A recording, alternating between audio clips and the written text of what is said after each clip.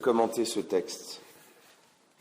Parce qu'il faudrait parler de Saint Pierre, de Saint Paul et de leur vie et de tout ce qu'ils ont fait et de toutes les qualités que Dieu a réussi à mettre en eux. Et on risquerait d'en oublier. Et si en plus on devait faire la liste de tous les défauts qu'ils avaient avant, eh bien là, vous êtes partis pour une après-midi entière. Non, aujourd'hui, j'aimerais vous parler d'un événement qui touche le diocèse de Rouen. D'habitude, ce dimanche, le dernier dimanche du mois de juin, souvent aux alentours de la fête de Saint-Pierre et Saint-Paul, nous avons des ordinations. Et cette année, pour la première fois depuis quelques années, aucun prêtre ne sera ordonné pour le diocèse de Rouen. Nous passons notre temps à prier pour les vocations. Seigneur, donne-nous des prêtres, donne-nous des prêtres, donne-nous des prêtres. La question est de savoir pourquoi ça ne marche pas. C'est peut-être parce que lorsqu'on le demande, on le demande comme le TGV. Vous savez, on veut tous qu'il y ait un TGV, mais pas qu'il passe dans notre jardin.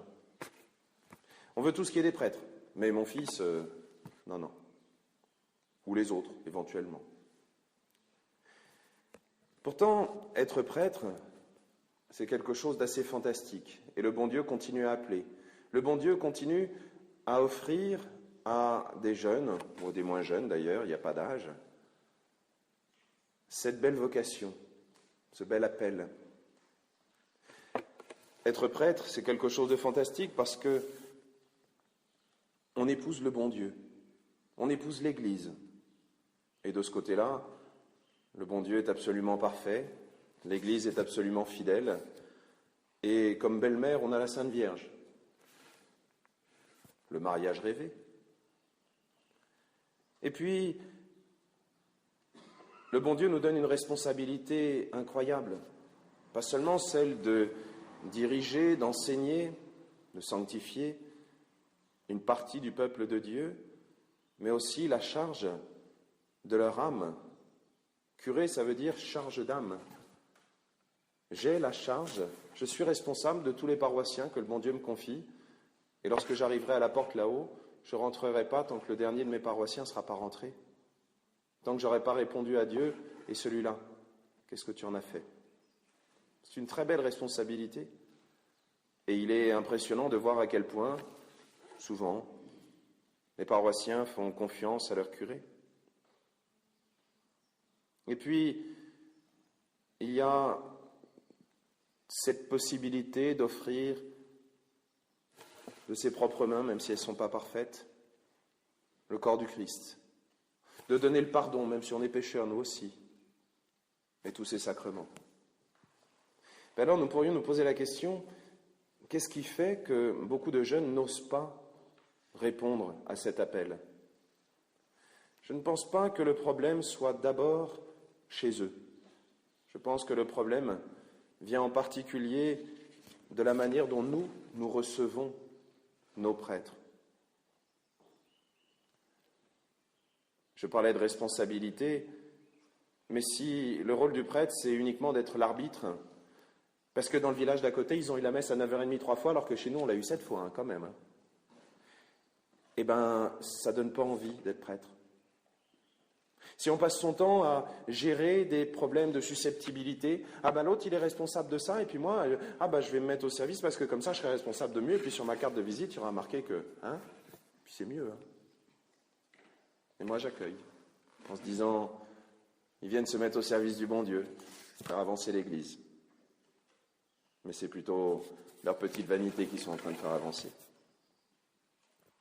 Et puis, sur le mariage, vous savez, nos chers journalistes nous rebâchent les oreilles avec le mariage des prêtres, le mariage des prêtres.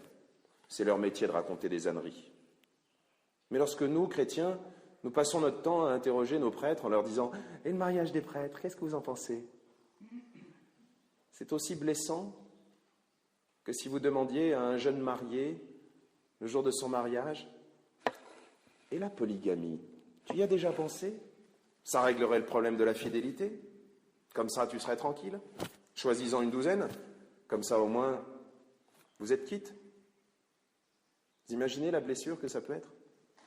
Vous imaginez, pour un jeune qui se pose la question, est-ce que je vais devenir prêtre, d'avoir en permanence cette question, de se dire, oh, il ferait mieux de se marier celui-là, hein. Et puis de donner sa vie au bon Dieu à mi-temps, allez, à quart-temps, juste un peu, comme ça, sur son temps libre. Et puis sur les sacrements. Le bon Dieu m'a donné la capacité de pardonner les péchés.